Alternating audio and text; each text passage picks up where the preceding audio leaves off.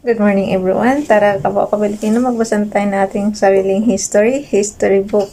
History of the Filipino People by Agoncillo and Guerrero. Today is 15 March 2023. History of the Filipino People, Part 6 na tayo.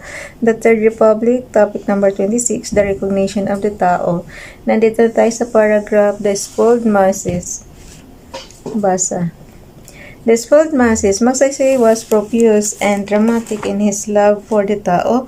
He showed this feeling in countless ways.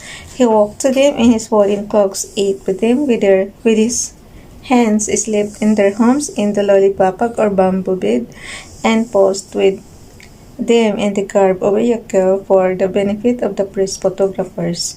He personally heard their complaints, and to make sure that their grievances were taken seriously, he created the Presidential Complaints and Action Committee (PCAC) in order to help make the government truly a government of the people.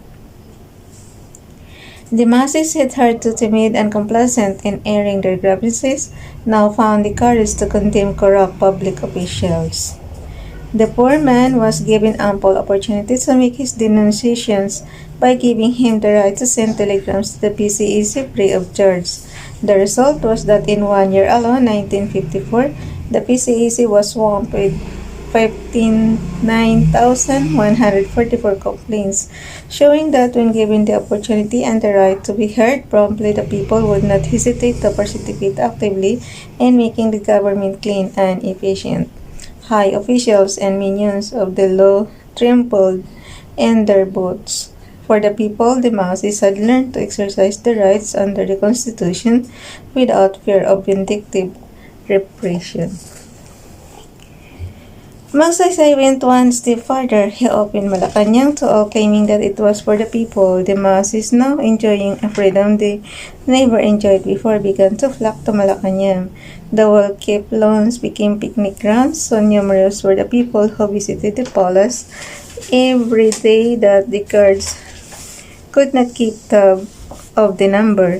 More, they could not prohibit the people from throwing their cigarettes, butts on the thick carpets of the halls and rooms for fear of being denounced as enemies of the tao. In some instances, dozens of silverwares were taken by the well-meaning people to serve as mementos of their visit to the palace by the Pasig. Some wags, observing the sudden transformation of Malacanang, called it a miniature Divisoria. And while it might, for the people taking Magsaysay's words literally, began to loiter, shout, elbow one another, sit lazily on the benches doing nothing, take their siesta or afternoon nap on chairs, benches, and on the ground, and dutifully litter the grounds with pieces of paper and banana leaves they use for wrapping their baon. Baon, guys, is the food na nilalagay nyo sa lunchbox, ganun. So, baon yan sa Tagalog. Anything you bring na food. So, may baon ka or basta yun. Hindi ko ma-express sa Tagalog. Nagshadow yung aking salamin. Okay lang yan. Okay, at a glance, Malacanang was during the Magsaysay era a combination market and cockpit. Thinking as sensible people, observing the trends so in Magsaysay's policy, at least insofar as opening Malacanang to the people was concerned, an unwise step. For the reason out, while it was true that the palace was built and being kept with the people's money, yet it did not follow that the people themselves had the right to despoil it and make it undignified by their boorish manners. Magsaysay then spoiled the masses who were not yet in a position to appreciate the meaning and significance of the palace, insofar as it symbolized the person and authority of the President of the Philippines.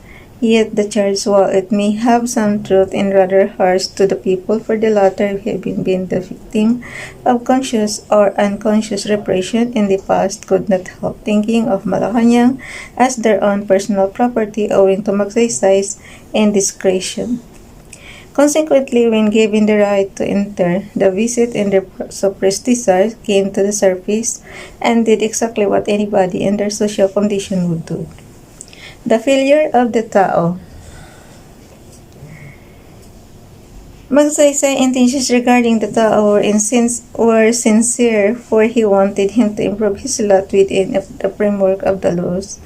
He took time out to listen personally to his grievances and took steps which would develop the rural areas in a manner that would be satisfactory to the tao. He exhibited his tantrums to show his displeasure over the way his plans for the peasants were being bungled. It was his belief that by spending more time with the rural folks and by helping them to their feet, they would in turn learn to help themselves. His intentions therefore were noble, but by unduly and openly pampering the peasants, he misled them into believing that everything would be done for them by the government. Thus, instead of doing things for themselves,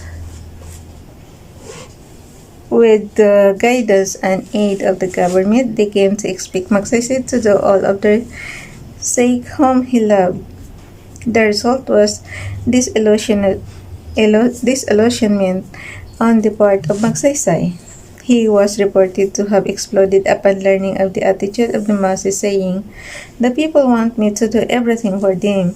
The tao thus failed him as circumstances that can be attributed to Magsaysay himself. In the first place, he did not warn the people from the very beginning that his administration would help them improve their lot, but would not be able to do everything for them, especially because the administration had many problems to solve. Thus forewarned, the people would have less expectations of a magic formula to solve the ills that have plagued them for centuries. In the second place, Magsaysay, while sincere in his protestations of love for the little man, did not actually have a blueprint for the emancipation of the masses from poverty. All his plans relative to the rural uplift, though impressive to the peasants, were mere improvisations, patchwork, a temporary expedient that meant continued alliance of the masses with him. Offices were created here and there with grandiose plans and promises, but many of these offices were not given sufficient funds with which to carry out the policies of rural development to a successful conclusion. There was too much enthusiasm in laying down broad policies but less planning ahead. The result was a superficial development of the barrio, or development that cannot be permanent owing to the fact that there was neither plan nor direction in the rural project. Today, the tao is exactly where he was before Magsaysay. The election of 1957.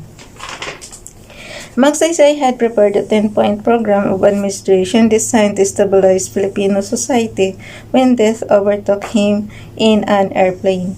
On March 16, 1957, he left Malacanang for Cebu, where he was scheduled to speak before an educational institution. In a hurry to return, he and some newspapermen and others in the party boarded the presidential airplane late that same night for Manila. In the early morning hours of March 17, his plane was reported missing. It was late in the afternoon of the day when the newspaper carried the news that the airplane had met with an accident and that all aboard except one newspaperman were killed. Vice President Carlos P. Garcia succeeded to the presidency to complete the last 8 months of Magsaysay in office. No significant changes were made by the new president in Magsaysay's policies. There was, to be sure, much work to be done, but elections were coming up in November and President Garcia had to prepare for his regular election. Including the president, there were 4 candidates in all. One of Magsasay's boys ran on the same platform as his departed chief and indefatigably toured the various to win the Taos vote. To make his campaigns effective, this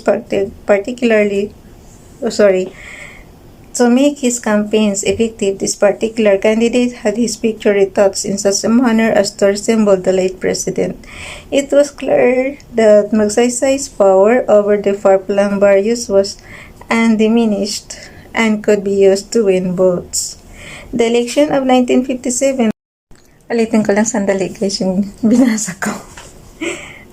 The election of 1957 was the noisiest and the most expensive in Philippine history up to that year. In garishness, vulgarity, lack of restraint, and bitterness in political speeches and propaganda, that of 1957 will remain outstanding in history.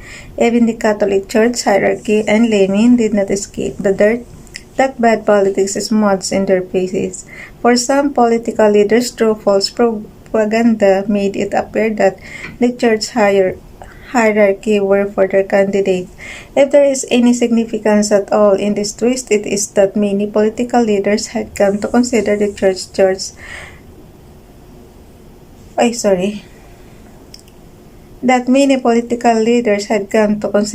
Catholic Church a powerful ally.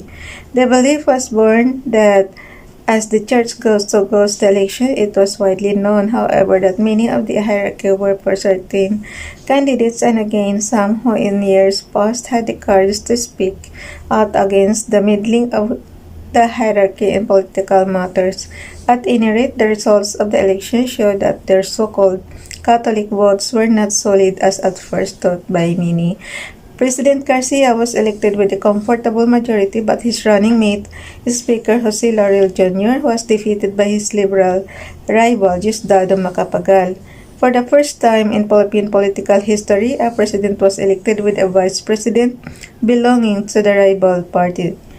So, bukas na itong Garcia's program. Bye everyone. God bless.